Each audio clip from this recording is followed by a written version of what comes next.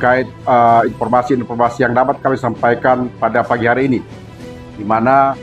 terkait informasi-informasi yang beredar di masyarakat masalah pembangunan jembatan Aik Asahan yang berlokasi di Kecamatan Persea, tepatnya di Kelurahan Pasar Persea. Untuk Bapak Ibu yang kami hormati, para warga Kabupaten Toba secara umum dan Kecamatan Persea secara khusus yang menginginkan informasi terkait pembangunan jembatan duplikasi Aik Asahan yang ada di Kelurahan Pasar Persea, Kecamatan Persea, bahwasanya rencana pembangunan jembatan ini sudah direncanakan sejak tahun 2017 dan kemudian bergulir kembali tahun 2021 dan terlaksana atau terrealisasi pada tahun 2024, tepatnya pada bulan Juni, dimulai pada bulan Juni kemarin, tahap-tahap pembersihan. Tetapi pada program pra pembangunan atau tahap peninjauan lapangan dan tahap pembebasan lahan pada lahan warga yang terkena dampak pembangunan itu sudah dilaksanakan sejak bulan Desember pada tahun 2023 dan bergulir hingga sampai bulan Juli tahun 2024 telah dilaksanakan tahapan-tahapan rapat dan sosialisasi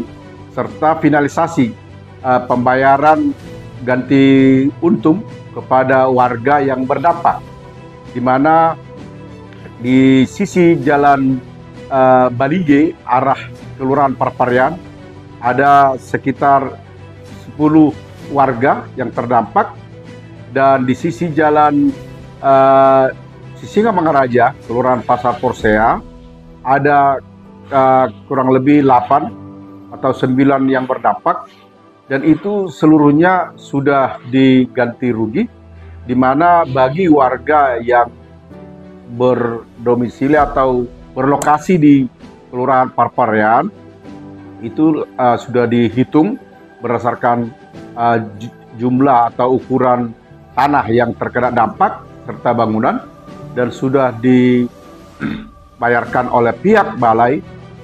Jalan Nasional Wilayah Sumatera. Dan di sisi sebelah Jalan Sisingamangaraja Kelurahan Pasar Persea,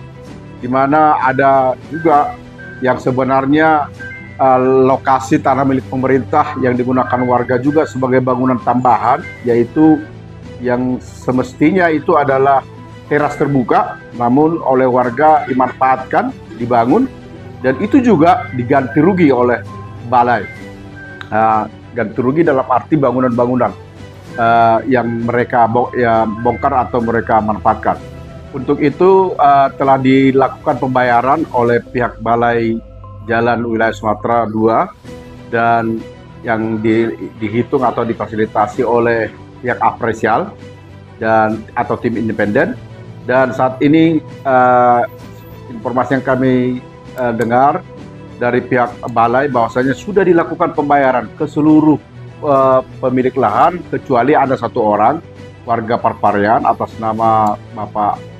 Ngolu Napitpulu. Kami juga sudah mengkonfirmasi dan selalu menanyakan kepada beliau, Bapak Ngolu Napitpulu,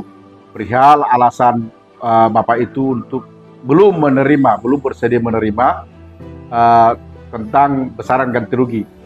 Tetapi kami sudah sampaikan bahwa besaran ganti rugi yang dibayarkan pihak Balai itu sudah melebihi standar yang ada di Toba sebenarnya, dan perhitungan yang disampaikan untuk dihitung ulang juga pada bulan kemarin itu juga sudah dihitung ulang dan sudah disampaikan, tetapi Pak Angolu juga sampai saat ini belum bersedia menerima pembayarannya. Bahkan tentang mekanisme juga sudah kami tawarkan bagaimana atau sudah kita fasilitasi untuk bagaimana tentang pembayaran, apakah ada mekanisme-mekanisme yang mereka tawarkan yang diinginkan Pak Ngolu Napitupulu itu juga sudah kita fasilitasi, tapi pihak warga atas nama Bapak Ngolu Napitupulu juga tetap menyatakan belum bersedia. Tentang alasan mengapa Bapak itu belum bersedia, sampai saat ini kami kurang menerima apa sebenarnya alasannya. Padahal kami sudah berkali-kali dengan diterangkan atau dijelaskan pihak balai atau pihak apresial, bahkan rekan-rekan dari Forkopimca, dari pihak kepolisian, bahkan dari Polres juga sudah memberi penjelasan kepada yang bersangkutan, tetapi Bapak Ngolu Napitupulu sampai saat ini belum bersedia. Dengan ini juga kami himbau kepada warga untuk kiranya memberikan edukasi-edukasi atau dorongan atau semacam informasi yang baik kepada warga kita atau kepada bapak yang memiliki lahan yang terdampak, supaya tidak memberikan informasi-informasi yang kurang berdasar, karena informasi yang kita dengar ada orang atau pihak yang memberikan informasi-informasi kepada Bapak Ngolu sehingga Bapak itu sampai saat ini tidak bersedia menerima. Sehingga kedepannya kami berharap Bapak Ngolu Napitupulu untuk segera bisa menerima atau memberi alasan yang jelas apa kiranya yang membuat pemikiran beliau untuk tidak menerima, sehingga pelaksanaan pembangunan jembatan Aik Asahan progresnya dapat berjalan dengan baik, sehingga para pelaksana kegiatan dalam hal ini pemborong bisa melaksanakan kegiatannya berjalan sesuai dengan progres yang telah ditentukan. Dan warga Toba yang kami hormati, Bapak Ibu yang kami muliakan, melalui media ini juga kami sampaikan berita tentang mengapa dibongkar itu Tugu atau Prasasti Perang Dunia Kedua. Melalui rapat yang kita jalani atau yang kita lewati tahapan-tahapan rapat, bahwasanya lokasi tempat berdirinya Tugu Prasasti Perang Dunia Kedua yang persis berada di sisi timur jembatan itu adalah lokasi di mana tempat dibangunnya jembatan duplikasi Asahan ini. Sehingga suka atau tidak suka, mau atau tidak mau, itu harus dipindahkan. Jadi mekanisme memindahkan itu, Bapak Ibu, terpaksa harus dibongkar, karena kalau itu diangkut tidak bisa, karena konstruksi atau struktur bangunannya bangunan permanen biasa, bukan cetakan. Jadi ya prasastinya dibuka dengan baik, bangunannya dibongkar, dan modelnya sudah disimpan. Nanti itu akan dibangun juga nanti di sebelah timur juga jembatan yang selesai dibangun ini nih. Ketika nanti jembatan duplikasi yang baru dibangun sudah mendekati tahap selesai atau pertengahan itu prasasti Tugu Perang Dunia Kedua yang digagasi atau diprakarsai pihak Yayasan Pencinta Toba, dalam hal ini Bapak Midian Sirait, tetap akan dibangun ke sisi timur jembatan yang saat ini sedang dibangun, dan lokasinya sudah ada dan ukurannya juga memadai untuk itu. Dan harapan kita juga setelah jembatan duplikasi Aik Asahan yang ada di Porseni juga nanti terbangun, kita akan lanjutkan pembangunan Prasasti Perang Dunia Kedua sesuai dengan program, dan itu telah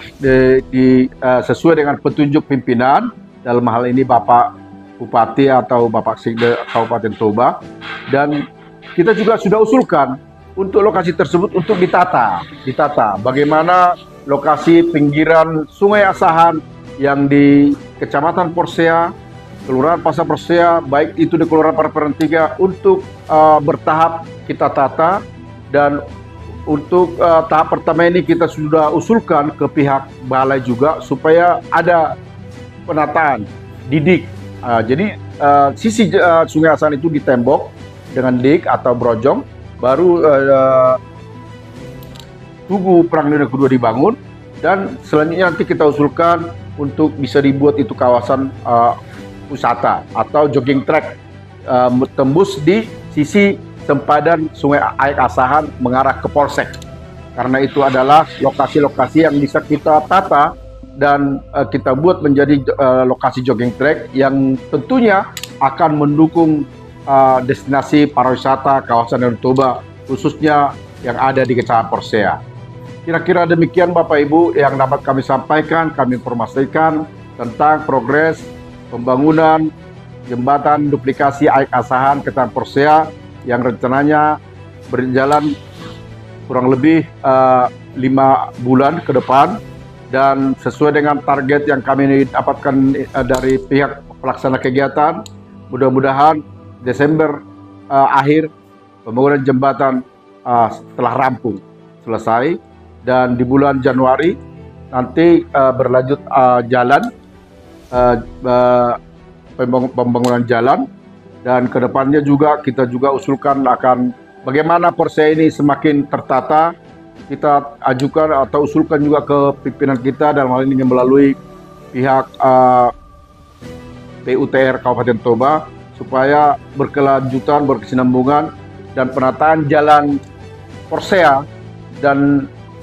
yang ada di Kelurahan Pasar Porsea dan Parparan 3 itu bisa berkesinambungan, ditata dengan baik seperti apa yang kita lihat sekarang yang ada di Balige, bisa jalan menjadi 2 sisi atau 1 jalur, dan lalu lintas di Kecamatan Porsea atau di Kelurahan Pasar Porsea ini atau Parparan ini bisa lebih lancar lagi, lebih tertata lagi, dan lebih teratur lagi untuk Toba yang lebih baik, untuk Porsea yang lebih baik ke depan. Demikian yang dapat kami sampaikan kepada Toba TV. Kami ucapkan terima kasih. Horas!